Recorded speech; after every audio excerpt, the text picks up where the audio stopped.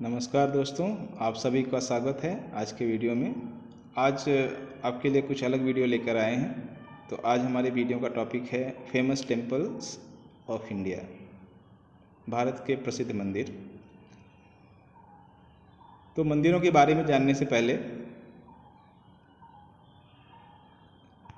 भारत में मंदिरों का क्या इतिहास रहा है इसको जान लेते हैं। वैसे हमने बहुत सारे पौराणिक कथाओं जैसे रामायण महाभारत में मंदिरों को देखा है, लेकिन वास्तविकता यह है कि अगर आप इतिहास के नज़र से देखेंगे तो भारत में मंदिरों का निर्माण जो है आज से 1500-1600 साल पहले गुप्त राजाओं के काल में शुरू हुआ। सबसे पहले गुप्त राजाओं ने ही भारत में मंदिरों का निर्माण कराया और उनके द्वारा बनाए गए कुछ खास मंदिरों में जैसे झांसी का दशावतार मंदिर और भीतरी गांव कानपुर में जो है वहाँ पे ईंट का बना लक्ष्मण मंदिर रहा है। इसके बाद के जो राजा आए, गुप्त राजाओं के बाद के जो समय में जो राजा आए, जो शासक आए, उन्होंने भारत में अनेक भव्य मंदिरों का निर्माण कराया। तो आइए चलते हैं मंदिरों की दुनिया में भारत के कुछ खास चुनिंदा यूनिक टेम्पल्स एक के बाद एक देखते चलेंगे हम लोग। देखिए, पहला हमारा मंदिर है वो है कैलाश टेम्पल ऑफ एलोरा। ये बहुत ही यूनिक मंदिर है, इसलिए इसके बारे में आपका जानना बनता है। ठीक है, एलोरा का कैलाश मंदिर महाराष्ट्र के औरंगाबाद ज़िले में स्थित है और इसका निर्माण जो है राष्ट्रकूट शासक कृष्ण प्रथम ने 8वीं सेंचुरी में, मतलब आप ये कह सकते हैं कि आज से 1200 साल पहले, 1300 साल पहले इसका निर्माण कराया गया था। और कई सारे इतिहासकार और कला के जानकार इसको शैलकृत, मतलब पत्थरों से बने एक ढांचे को या पत्थर से बने एक मंदिर को एक अद्भुत, चमत्कारिक, जो भी कह लीजिए, मानते हैं, एक आश्चर्य मानते हैं, एक अजूबा मानते हैं। क्योंकि इसकी विशेषता, सबसे बड़ी विशेषता ये है कि इस पूरे मंदिर को आप चित्र में देख सकते हैं, इस पूरे मंदिर को एक ही पत्थर को काट कर बनाया गया है। पत्थरों को ऊपर से काटते हुए नीचे की तरफ मंदिर का ढांचा दिया गया है। और ध्यान रखिए, हमारे देश में मंदिरों के निर्माण की तीन शैलियाँ मतलब 3 स्टाइल्स, 3 शैलियाँ प्रचलित थी और आज भी हैं। उन शैलियों में उत्तर भारत में आप समझिए हिमालय से लेकर नर्मदा नदी के उत्तर में जो भी प्रदेश हैं, उन सभी प्रदेशों में नागर शैली, और नर्मदा से नीचे और कृष्णा नदी के ऊपर, मतलब इन दोनों नदियों के बीच में एक शैली थी जिसे हम वेसर शैली कहते हैं। वेसर एक मराठी शब्द है जिसका अर्थ होता है खच्चर, जो गधे और घोड़े का ब्रीड होता है। इसे वेसर शैली क्यों कहा गया है इसको हम आगे जानेंगे। और तीसरी जो शैली है उसे कहते हैं द्रविड़ शैली, जो द्रविड़ प्रदेशों में प्रचलित थी, जैसे तमिलनाडु और केरल में खास करके। क्योंकि ये जो शैली थी वेसर शैली, ये नागर और द्रविड़ दोनों शैलियों का मिला जुला रूप था। कुछ विशेषताएं नागर की थी, कुछ द्रविड़ शैली की थी।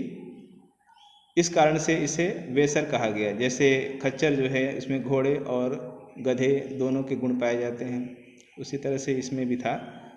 तो कैलाश टेम्पल एक ऐसा मंदिर है जो जिसमें है तो वो वेसर शैली का, लेकिन उसमें द्रविड़ शैली और वेसर शैली दोनों की खासियत पाई जाती है।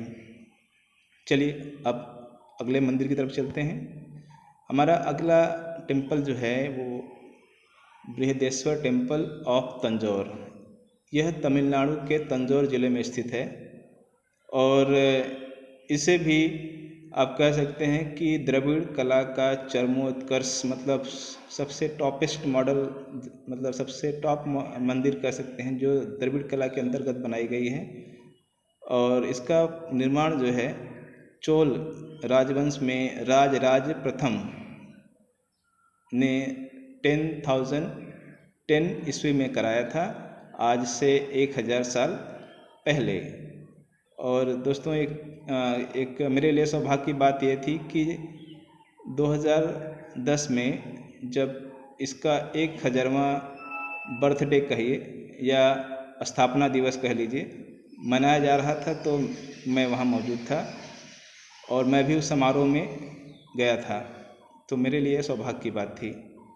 और इस मंदिर की खास बात देखिए क्या है कि इस मंदिर का जो विमान है, विमान मतलब मंदिर के ऊपर का हिस्सा, उसे विमान कहते हैं, वो 13 मंजिला ऊंचा है। मतलब जितना 13 फ्लोर का एक बिल्डिंग समझ लीजिए, उतना ऊंचा इसकी ऊंचाई है। और इसका जो नीचे का बेस है वो पिरामिड के आकार का है। पिरामिड के हिसाब से जिस तरह पिरामिड ऊपर की तरफ सकरा होता जाता है, नीचे की तरफ फैला रहता है, उसी तरह ये भी है। और इस मंदिर के जो बाहर एक मंडप में आप नंदी जी की मूर्ति देख सकते हैं, जो एक ही पत्थर से काट कर बनाई गई है। और एक काफ़ी विशाल नंदी की मूर्ति है, जो भारत में दूसरी सबसे बड़ी नंदी की मूर्ति है। अब ये क्वेश्चन उठता है कि पहली कहाँ है, तो पहली सबसे बड़ी मूर्ति जो है नंदी की, वो लेपाक्षी मंदिर में है।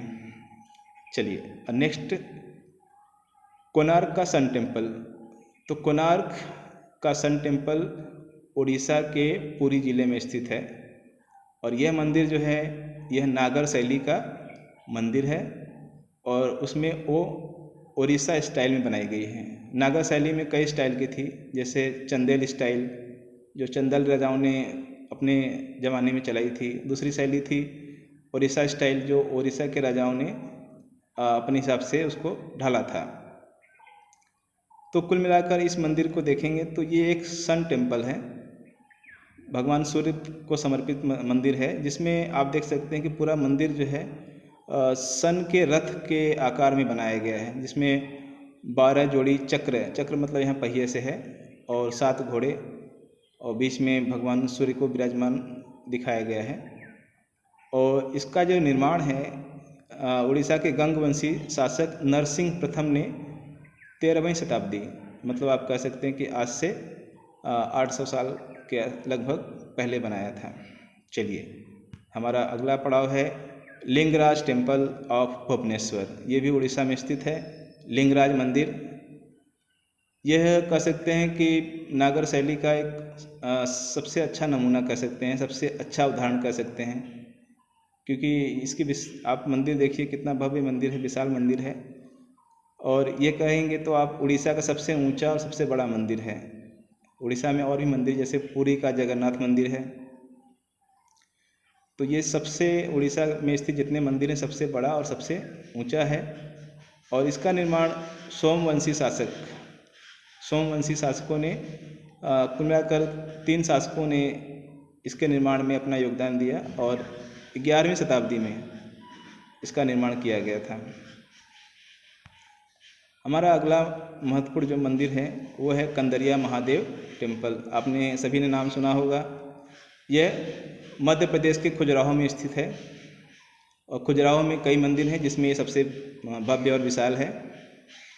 इसका निर्माण भी नागर शैली में किया गया है, मतलब नागर स्टाइल में।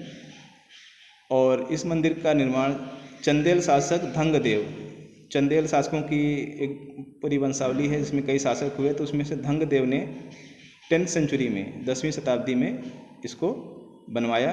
और ये भगवान शिव को समर्पित मंदिर है। भगवान शिव के कंदर्प नाम से ही इसका नाम कंदरिया महादेव पड़ा है। चलिए तो हम बढ़ते हैं अगले मंदिर की तरफ। ये हमारा है मार्तंड मंदिर। ये भी सूर्य को समर्पित मंदिर है और ये जम्मू कश्मीर के अनंतनाग जिले में स्थित है। और इस मंदिर का निर्माण कश्मीर के जो कारकोट राजवंश था, कश्मीर में राजाओं के कई वंश शासन किए, तो उसमें से कारकोट वंश के शासक ललितादित्य मुक्तापीड के द्वारा 8वीं शताब्दी में कराया गया। तो ये काफ़ी प्राचीन मंदिर है, मतलब आप कह सकते हैं कि 1200 साल पुराना मंदिर। तो ये भी भगवान सूर्य को समर्पित मंदिर है। तो दोस्तों हमने इस तरह से भारत के जो प्रमुख मंदिर हैं उन सभी मंदिरों के बारे में जान लिया। मुझे उम्मीद है आप सबको ये जानकारी बहुत ही अच्छी लगी होगी। धन्यवाद।